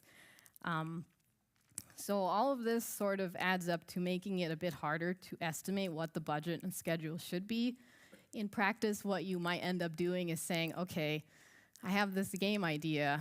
I'm willing to spend X amount of money and Y amount of years on it, so I guess I'll just do my best. And you get better as you go, but it is still very hard. Unfortunately, I haven't quite figured that out yet, but I would like to. In Waterfall, and on the other hand, you do have these sort of detailed plans. This gives you a chance to find a lot more risks and unknowns, especially, I don't know about you guys, but when I write things down, it's a lot easier to sort of think of other things that affect that thing that I just wrote down. And using that, you can think of, okay, actually, we can implement this feature, but it's so experimental. Is it actually going to work? So maybe we need to add this other thing that makes it more clear, like a tutorial, or don't add that feature at all. Actually, you have all this time to think about it. So there's more chances to find those kinds of things as you're planning. And this all sort of makes the work a lot more visible ahead of time, and it makes it easier to estimate, which I'm going to go into a very concrete example of how this happened for us on Venba with our next slide. So as some context for the Venba production, we started in January 2020, and we were all very, very part-time. As many new indie studios start, it's sort of like evenings and weekends that you work on this. We had one designer slash programmer slash business person who did everything, one artist, and those two kind of worked on it for a long time before they started getting more people. I joined in September 2021. I think everyone was still part-time at the time. And that was when we started. Actually, it started earlier in September. It would have been like June. Anyway, so the expected release date was September 2022, and I know that because when we did the funding applications, that's what we said when we would release. But we actually released in July 2023, which is 4 months ago. In that process, some people did end up becoming full-time. So like the designer, programmer, business person ended up being full-time. Our artist was full-time. We got a full-time programmer that wasn't me last year. So for a little less than a year, he was full-time. And then we had a bunch of like part-time contractors, like a sound designer, music composer, so on. So that's the context of how Venba started. Part of the funding process involved creating a budget and schedule. This is pretty standard. I think if you go to publishers, they'll also want a budget and schedule. But the thing is, we were beginners at project management. I was brought on because I was an organized lead programmer, but I didn't know what project management was really. We sort of started working in January 2020, but yeah, in June 2021, which is when I joined, we had to make that schedule. And so I knew about this thing called a Gantt chart. And the Gantt charts sort of make it easy to visualize like when work is going to get done and sort of the workload that you have per person and the total amount of time that they will need on that work before they can move on to something else. You can also sort of map out the dependencies. So for example, the designer probably has to design the level before the programmer can program it. So you can see all that in a Gantt chart. And so it would kind of look like this. And so this is what ours looked like. What we did was we broke down all the work needed per level, and there's 7 levels in Venba. And to explain how this worked, see at the top left it says idli level, so each level is sort of named after the dish that you make in that level. The W here means writing, so what would happen is the designer would create the storyboard of like what's happening in that level and why they're making that specific dish and so on. Then after, there would be the design phase. So he would take the storyboard and then design the actual puzzle for the gameplay. So figure out, okay, what does the player have to figure out actually during this level? The thing is, once the storyboard and writing was done, we could actually, in parallel, start the art for the cinematics, because in Venba there's a lot of these sort of cutscenes, because it is sort of visual novel-esque, but there's a lot more animations in it. And the music composition could start, because once you know what the idea is for the level, you kind of have a sense of what the music should sound like. And so, yeah, that's what all these letters means. D for design, T for programming for some reason. I'm not sure why I didn't write P, but there you go. A is for cinematic art. S is for sound design. V is for VFX, or like special effects. M for music, and I for illustrations or like gameplay art. We had a different artist who did like the actual dishes that came up in gameplay versus the cinematic and characters. So this, as you can see, kind of very easily helps you visualize how long something will take in the level and how long it might take in total. And so this is kind of how the dependencies went. And so, yeah, we're like, okay, this is great. We'll even add like a 1.5 times multiplier, and we should be good, right? What could possibly go wrong? And so here's a facepalm image explaining that things went wrong. What really happened is, after we'd set up milestones where each level was 1 milestone, the thing is a lot of unknowns came up each month. So for example, it turns out art might not be perfect the first time, for example. So the artist might draw a version of the character, and then we realize, oh, okay, actually we want to make this adjustment and that adjustment to the character. And so we send that back to the artist. And so iterating, it turns out, takes time, and that wasn't built into the schedule. We might write a specific scene, and then it turns out that we actually need more facial animations than what we thought we would need, and that takes time. We also completely neglected to account for time for business and marketing work, of which there was actually quite a lot. I think we made like 3 or 4 trailers during the game development process.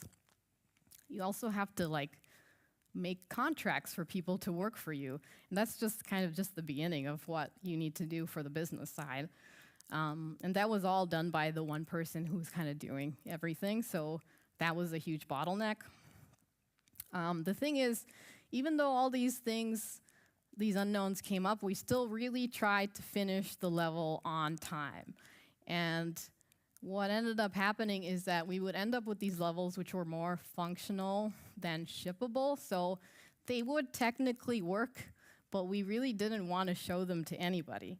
So that kind of defeated the purpose a little bit. But we stuck to the plan. We were like, okay, well, this was the plan. Let's keep to it. That is kind of a sort of waterfall-y thing to do, even though this wasn't a perfect waterfall example. So I guess some of the pros and cons of taking this approach is that it can feel quite efficient to sort of see that Gantt chart and see, okay, all these people are working on all these things in parallel, so they're all going to get done at the same time, right? So that's great. Of course, it doesn't take into account integration time. Putting the art together with the programming takes time. Finding bugs and fixing those things takes time. And even if we had a lot of padding, it wasn't quite, even with the 1.5x timer, wasn't quite accounting for everything. The other thing is that even though it both felt efficient, but it also was easy to calculate what the budget and schedule should be based on this thing, even though it was pretty inaccurate in the end. You could very easily see, okay, if this person's spending 20 days this month, then you know they're going to cost X amount of money in this month, and then you just do that for every person, and that's your budget, basically.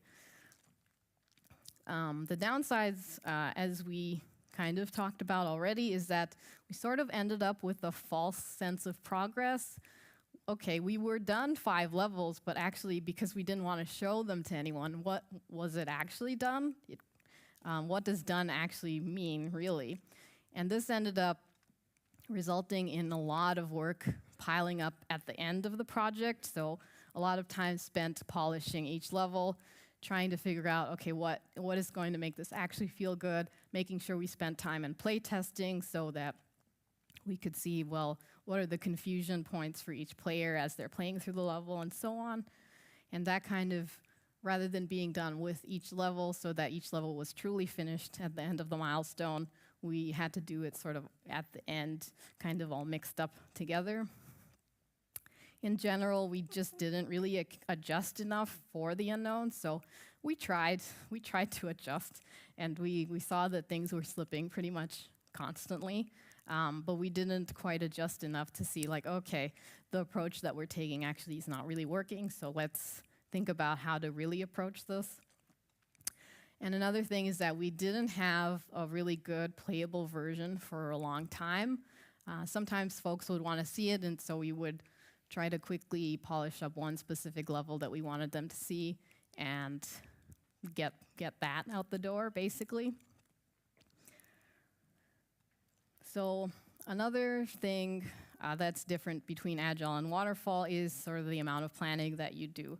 So in Agile, you really only want enough upfront planning to sort of get you going, which does mean, again, that there's more chances for unexpected things to come up during development.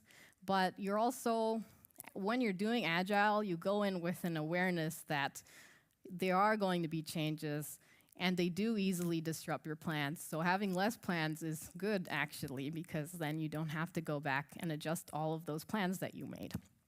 And actually, as we mentioned earlier, that having all those plans kind of makes you not want to adjust them because that itself is so much work. So you end up with a lowish amount of planning in Agile. You still want some planning ahead of time, but not a crazy, crazy high amount. In Waterfall, on the other hand, there is as much upfront planning as you can possibly do. That kind of is needed for a successful waterfall because all of the upfront planning lets you discover those sort of unknowns ahead of time.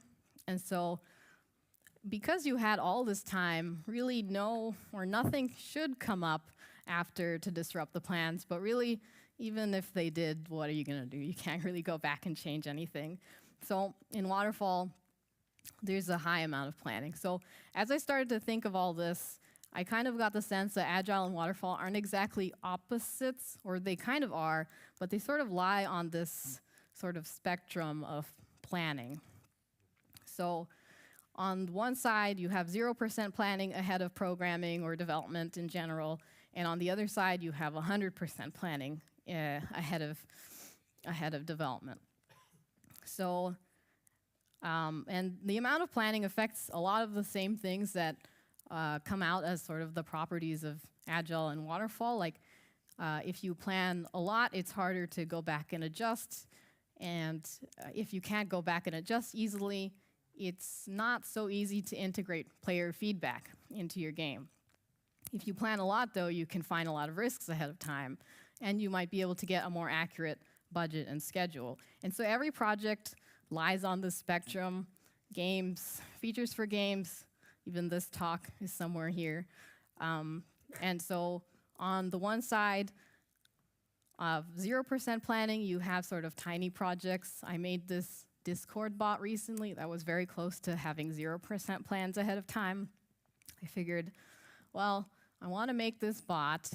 I think I wanted to talk to ClickUp, which is like our project management tool. I'm sure I can find a tutorial, and then I'll just go from there. So that's basically what I did. I didn't really think of detailed plans ahead of time about how I would approach this because I knew it was a fairly simple thing, so I could just go in and do it, and I didn't have to think super hard about it. Agile is sort of not exactly at 0% planning because you do want to have some amount of plans, and this is where sort of the ideal software project or ideal game project lies in practice. I don't know that anyone perfectly does Agile all the time. I don't think I've seen that really, but it sort of comes up here and there as you go, which is what I've seen in experience and what the examples from Venba show as well. Venba late production was closer to a sort of Agile where we sort of planned week to week to see what things we needed to improve in the game and went from there rather than having super detailed plans ahead of time.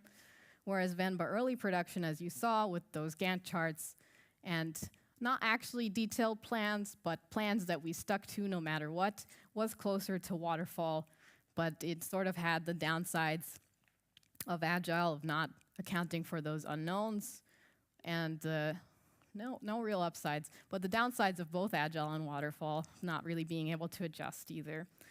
Waterfall, on the other side, is usually used for sort of like life-critical projects. So my space friend confirmed that it is actually still used in space, because I've never worked on a project with Waterfall, so I was wondering if it is still used, but it is used in space. It's used in things for like hospital equipment and aircrafts. In general, it's used for things where you either, if you make a mistake, you either kill a bunch of people or you spend billions of dollars. So it's pretty important to do a lot of planning ahead of time, and I think user friendliness is not really as important. Conversely, games are, well, you usually don't kill anybody if you make a game wrong. And user experience is like at the core of what you're doing for the most part, I think. I guess you could make games where you don't care what people think, but I don't know what that would be like. And games are also a lot more experimental, so I think you need to use a more agile approach to make a game because you don't fully know what you're making until you make it, unless you do, like you're making a Hollow Knight clone or something, then you could probably use Waterfall for that. Yeah, I still wouldn't. But yeah, on the other hand, if you're going to kill like a bunch of people when you make a mistake, you should probably use waterfall and make sure you account for all of that stuff before you test and kill people again. So this kind of brings us to our second example. So currently, and by currently, I mean before we went on vacation and also after we come back from vacation, we are working on this new recipe book feature. So it's sort of an in-game recipe book. It just tells you the real-life recipes. Ooh, I skipped the picture. Wait, you're seeing the picture. Okay, it's fine. It tells you the real-life recipes for dishes that you're making in the game. So that's what that kind of looks like, sneak peek. And what we're doing so far is that we had this chef consultant. She had helped us write the recipes to begin with, and what we had her do is write out all of the recipes, like real-life recipes for each dish in the game, like early this year. The thing is, early this year, we were very, very busy working on getting the game out. So we didn't actually get a chance to review any of these recipes until August, which was after launch, and even though it was like more like mid-August because we were all very tired and took a break. So then we started reviewing them, and then we kind of, as we reviewed them, we shipped them off to the artist to do art for them, like the one you saw in the previous slide. And it sort of looked like this. We have all the recipes written out by the chef consultant, and then all of them, or not all of them, one by one, they get reviewed and then handed back to the chef consultant actually, so she can adjust and update anything as needed, and then handed to the artist so that he can draw the art for it. And then we review the next one and repeat the process. It is sort of waterfall-y. It was sort of waterfall-y in the sense of like, we did all of the written recipes first, and then we started reviewing them. But then we started doing a semi-agile thing where we reviewed and then adjusted and then did the art and then reviewed and adjusted and did the art. But it, again, not fully agile or waterfall. There was a lot of these sort of phases, I guess, without a lot of upfront planning. So it was kind of going down the road that we had gone down previously, where even though we had these sort of distinct phases, we didn't have super detailed plans. So we were going to get the downsides of agile, of things coming up that we didn't account for without getting the upsides of agile, of being able to adjust. So what ended up happening is because we sent these reviewed recipes to the artist, but we didn't review the art, we ended up with like 5 or so recipe art pieces that hadn't been reviewed. And once we started reviewing them, we realized, oh, okay, actually all of these need to change. So we reviewed them and then we sent them back to the artist. But this kind of caused a bunch of wasted work because the artist already was done these pieces, and instead of being able to move on to the next recipe, he had to go back and then update old recipes. So the upsides was that in reality, you know, it's not just that people don't want to do a thing, it's that there's usually other work or something else pressing that's preventing them. So in our case, the designer actually needed that time where instead of reviewing the recipe art, there was like a bunch of other urgent work that needed to get done first. So the way of doing things actually gave him time to work on that other important stuff. But again, the downside was that we did end up having a lot of wasted work in creating that artwork that needed to get redone. So, ooh, this skipped a point. Oh well. The way that we ended up adjusting is that, well, we updated all the old recipe art, but we took it one step further where we also assessed the technical approach. So we took one of the recipes and we said, okay, artist friend, please export some recipe like this or some fake recipes, and so we can try to put it in the game, have our programmer put it in the game, and then see what comes up from there. And this was actually really good because what we found out was the way that we originally were planning on implementing the recipes in game was sort of time consuming, And we found a way that we could do it faster, but it had like other implications, but we were ready to accept those trade-offs. And so by testing all of the fake recipes, so we just basically got one fake recipe and then duplicated the file so that it seemed like different unique recipes in the engine. We were able to find like a faster way to do it so that we knew we could save time once we had all the actual recipes. And this also saved work in terms of like the artist did not have to export a version of the recipe that would end up needing to be updated again because the programmer found out that this is not the way the recipe should actually be exported. So that was helpful. And this is sort of what that process looked like. The designer reviewed the recipe art, the artist would update it, and then eventually the artist exported a bunch of fake assets which the programmer used to test the implementation and then sent it back to the artist to say, okay, this is the format in which I need the PNGs. You do it like this for all of the recipes, and then you won't have to do it again, probably. So this is sort of an alternative approach that we could have taken instead of what we did with creating all the recipes up front. This looks kind of like that agile loop picture as we saw earlier. So we would do one full loop where we would basically have our chef consultant write a single recipe, and then we would immediately review it and then send it back to the chef consultant to update it, then have the artist work on it, review the art, send it back, and then implement it finally. So it's sort of like a depth-first implementation on a recipe for programmers out there, as opposed to breadth-first. Of course, you may not actually want to do this in practice because,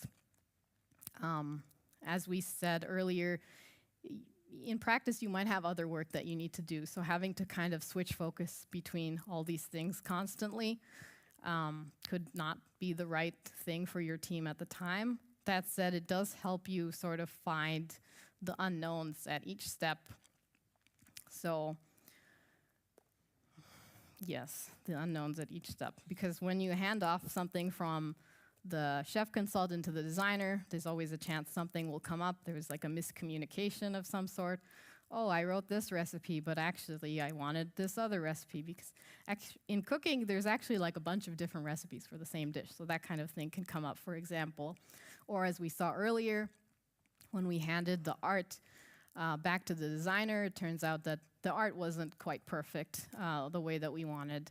And so doing a sort of loop like this helps us catch all of those things that come up across the disciplines. That said, there is also the possibility that we do 6 recipes like this, and on the 7th recipe, we realize that all 6 previous ones have to be redone for some reason because something came up in the 7th one.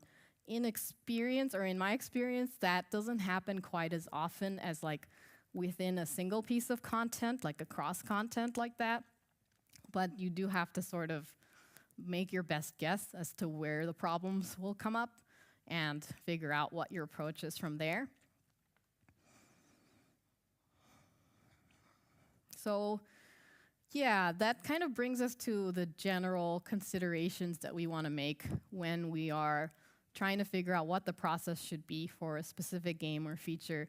We need to assess like, okay, does it make sense that we iterate now and do that sort of full loop on the recipe, or is it okay that we just write a bunch of recipes and then deal with anything that comes up later? Because maybe we have a bunch of other work to do and we can't review the recipes on time.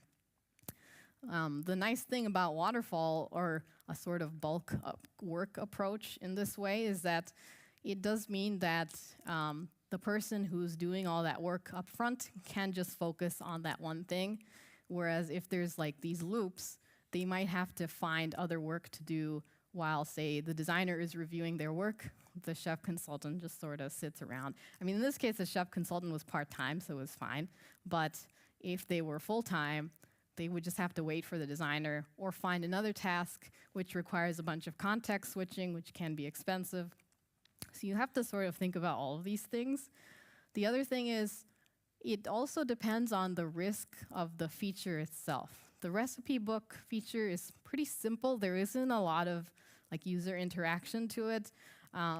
It's not super experimental. It's kind of just a UI that you look at. So whichever approach that you take, it doesn't make a huge difference in the long run.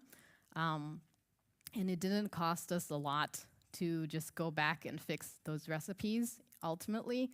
But if it was like a very complicated system, or like if it's like a whole action game that you made and then you never looked at it after you made it, you could end up having to remake that whole game once you actually test it with people. So those kinds of things have to be thought about. This is a bunch of writing that explains what I just said out loud. And so, so taking a sort of agile approach, it both requires you and lets you find those risks and unknowns as you go, which is good when you have a hard time imagining what will actually come up. So in the case of like when you have less experience, like when we did at the beginning of the project, we didn't know that there would be so much business and marketing work. So taking an agile approach there rather than sticking to a fixed plan that we made when we had less experience would have been good, I think.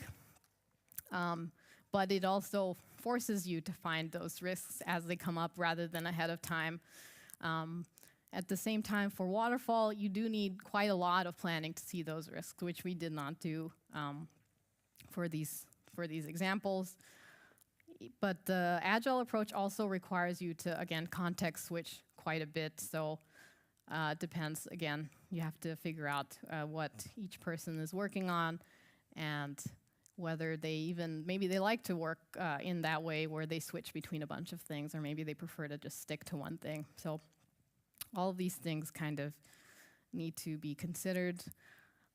I don't quite have a perfect formula for this, but a general one might be something like, okay, run a couple of sort of sprints to figure out what all the unknowns are and experiment, and then switch to a more waterfall approach so you can bulk work together. And the way that it could look like is something like this, where you have one full loop or sprint or iteration where you discover all of the unknowns by taking the recipe, for example, through the full process. And then once you're done, you switch to a more bulk approach where you write all the recipes and then you review them and so on. Again, the nice thing about the loop is that once the designer reviews one piece of recipe art, they kind of will have a good sense of like, okay, now I know what exactly the format I want future recipes to be in. So they can tell the artist that right off the bat rather than experimenting and then finding out. And that would save time in creating future pieces of recipe art. And once you have work sort of bulked like this, it doesn't look too different from the Gantt chart. So you can sort of estimate from here. And you can say, okay, this thing takes 3 days and so on. And then you add up all the times and you get like your total. Whether or not this is actually a good way to estimate is out of the scope of this talk. Questionable process. But anyway, it is a thing you can do. So this can be generalized. You can do more than one sprint if it's a bigger feature and experiment more.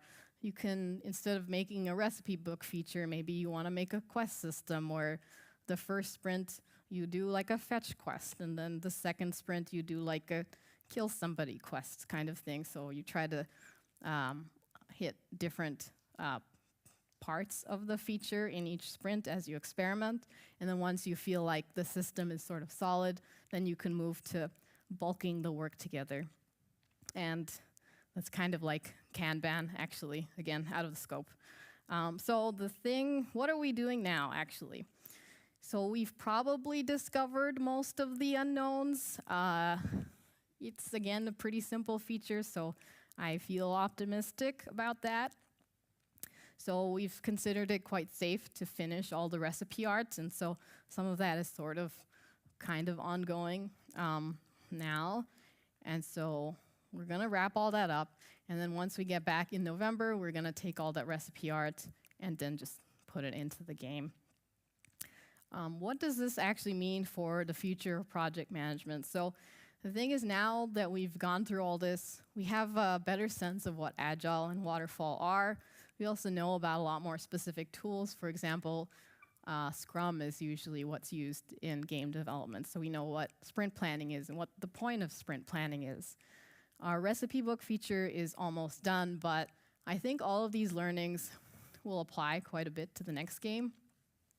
And in life in general, I would say, but okay, that won't go down that road. So we're entering pre-production for our next game, which is kind of a way of saying we're entering that sort of looping iteration phase where we have to experiment and figure out what the game is before we enter the sort of waterfall of like, okay, let's just churn out content phase.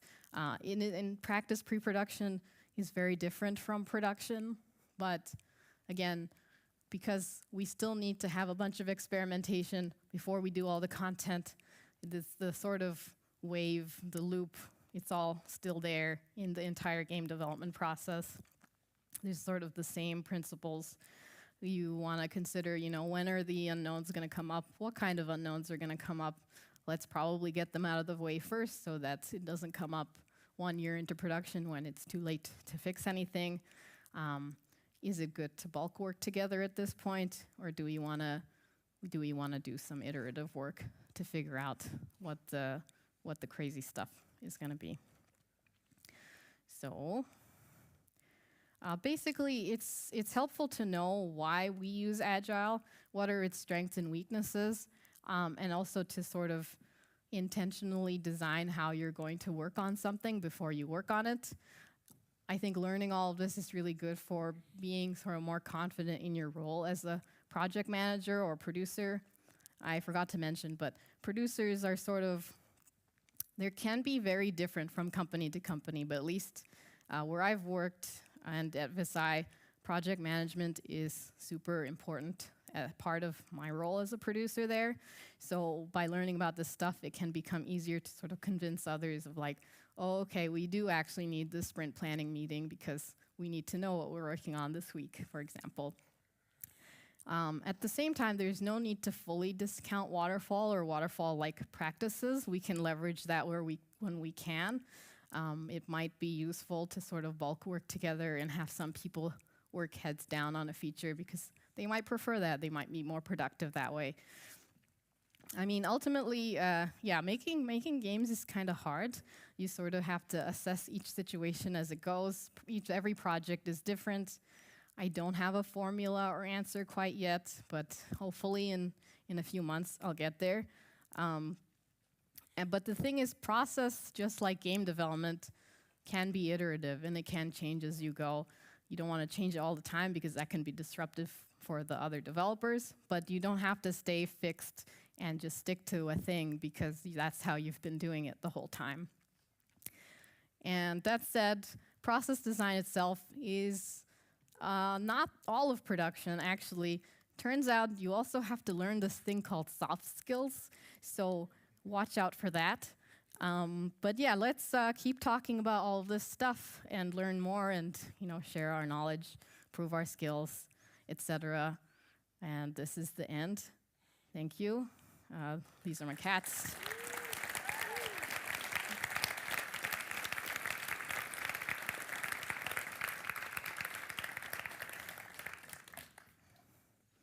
Questions? Yes, great talk. I was just wondering, would you recommend those who are getting into project management to get a Scrum Master certificate? You could. It depends on how you like to learn, I think. I'm super obsessed with process design and project management, so I can just Google stuff and learn from books and all these things. And I would say it's not necessary to have that certificate. But if you like to learn in a more structured way and have a test, which actually I also like doing that, so maybe I'll get it. But I would say it's not needed. Yeah, thank you. What size is your team over there, and how many programmers and so on are there? Right now, our team is super small, so we have one designer business person. So luckily, he has less jobs now. And we have one full-time programmer, and then there's me, and then we have like half of an artist or so. I'm supposed to be producer/programmer. I think in practice, I will probably not be doing much programming, sadly. Hi. Thanks for your talk. Hello. And Thank you. congrats on Venba. Thank you. So I could talk for hours with you. I have a million questions, but we're a lot of people. You mentioned ClickUp. Could you tell us what other sorts of tools or software you're using? Yes, ClickUp, that contentious tool. They're all contentious, I find. Once you start using one, you just end up hating it anyways. There are other tools. Jira is the big one for project management. I know some people are starting to use Notion, but Notion doesn't have as much depth on the project management side of things. It's more for like personal notes still. I think I could list some names, but I don't know them as well, like Asana and Monday. Some people use Trello. I don't like Trello. Not enough features. But you can use Trello for smaller projects, I would say just fine. Other than just straight up project management tools, there's this cool thing I've been learning about, which is called Agile Metrics, which can definitely be used for evil, so watch out for that. That said, there's a tool called Actionable Agile, I think, where you can import like these, you like export data of like when tasks get done, so when they get opened and when they get done, so you know like how many days each thing took, and then import it, and it like makes all these distributions for you, and you can do forecasting with that. Yeah, I want to do that, but we'll see. Thank you.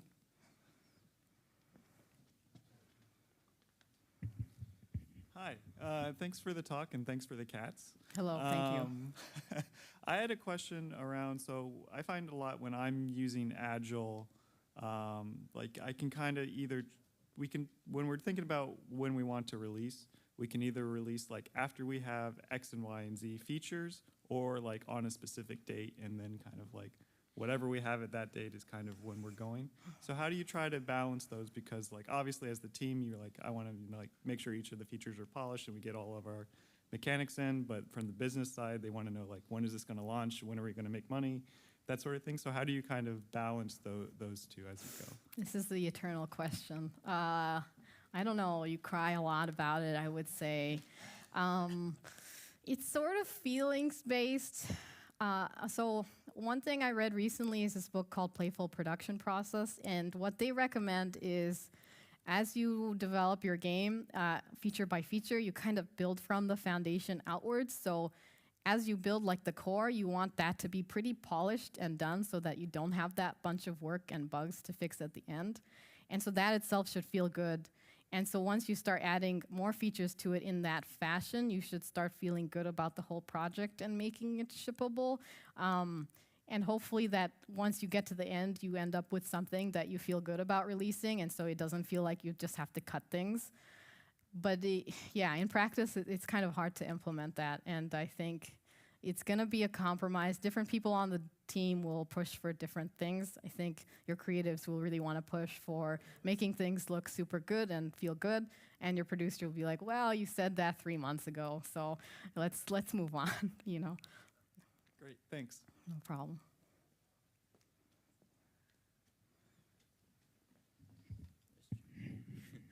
Oh, thank you. All right, do you have a take on RAD or Rapid? Rapid. Yes. Is that a type of agile? That's what I was going to ask you about. Oh, okay. My take is I don't know what that is. Okay, nice. Yeah. I've first seen it pop up on like some like newer companies' websites, and that's Okay. why I'm like, Maybe it's the hot new thing. Yeah, I don't know about it. There's a bunch of these agile thingies. Like there's Kanban, there's lean, extreme programming, though I don't know why it's just programming that's extreme. Those are the ones that I can think of. And then there's Scrum, which is what's usually used in games. Got it. Thank you. What was the biggest unforeseen issue that happened during the development of the game? I think just how much work goes into making a game. There's this famous quote by our artist when we were thinking of making Venba a long time ago, so we were all part of this sort of side project club group thing, so we all sort of knew that Venba was starting up and everything. And so he said, I think we can finish this game in 4 months. And yeah, 10 times the amount of time later. There's just a lot of stuff that comes up that you weren't expecting, and I think you get a sense of that the more you make games. So the more you make games, the more you know it's hard, and there's a lot to it. So yeah, I would say it's a lot of work. Yeah. Do you also have like a specific example of something that happened that would be interesting to hear about? And you're talking specifically about like production wise, not like positive stuff. I mean, like, yeah. I mean, if you have like a positive surprise, I'd love to hear about that too. Well, everyone like really liked the game. That was pretty crazy. I think when we released it, we were like, oh, it'll probably get like a 7 out of 10 or something. But then it got like 8, and we're like, wow, it's like 11% bigger.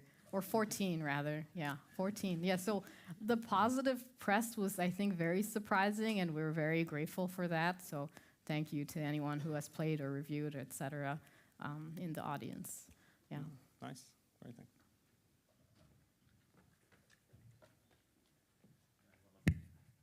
you. For a small project or a small team like you had or will have, I don't know, how long would you ideally spend on testing like the pipeline and the process with the sprint or agile or whatever you want to call it? You're testing all the time, I would say.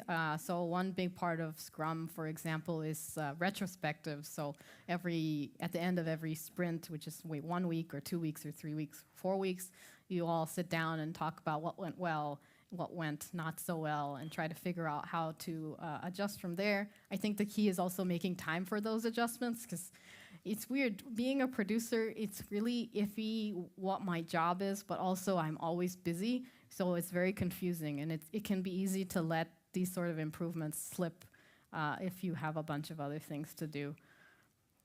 So I hope that answers your question. You have my email, so. So I'm working currently on a project, actually for a company based in Ontario, and we're working with 2 external partners. So we have, 3 executive producers, internal executive producers, internal producer, and as a game director and game designer, my problem is like, how do I tell them that 4 or 6 months is not enough time? Oh gosh. So this is, I think, the limits of my expertise. I'm still a baby producer, and that is something I'm also not looking forward to, is like talking to those external stakeholders. My hopeful approach is that we always have something ready all the time and that it always looks good. And this sounds very idealistic as I say it. So I'm sorry, unfortunately, I don't know yet how to tell external folks that things aren't ready yet and there's not enough time. But yeah, hopefully soon. One day we'll figure it out. Indeed, yes. I think this is where the soft skills come in, yeah.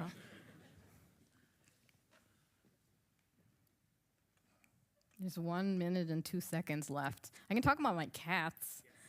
So the big orange one there is Bob. He's pretty crazy. I got him a couple years ago. He used to like chase me around, try to kill me.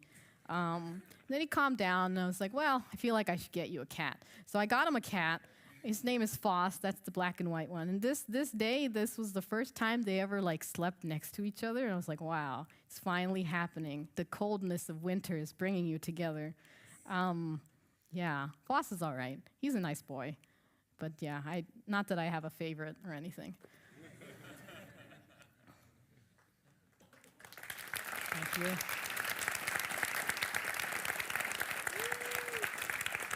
I'm gonna leave now. All right, good job, everybody. And now, the part of the program that everybody has been waiting for. Some juicy information. Yeah. Awesome, yeah. All right. Now, lunch is outside on the hall, as usual. I know that's a little bit low-hanging fruit. Doesn't count as juicy information if everybody knows it. But don't worry, there's some better ones. There is sound lunch at Kvarteret from 12 to 13 with Martin. So if you're a sound person or if you're interested in sounds, then I'd say go check it out. Also, there's the animation workshop upstairs at Becken. So whoever signed up for that starts at 1 or 13, just to keep it consistent, and keeps going until 15. And yeah, that's it. Be back here by 13 if you're not going to the workshop, because then we'll have a talk from Helen, who worked on the writing of Disco Elysium. Geez, I can't talk today. But yeah, you get the point. All right. Go have fun, eat some stuff.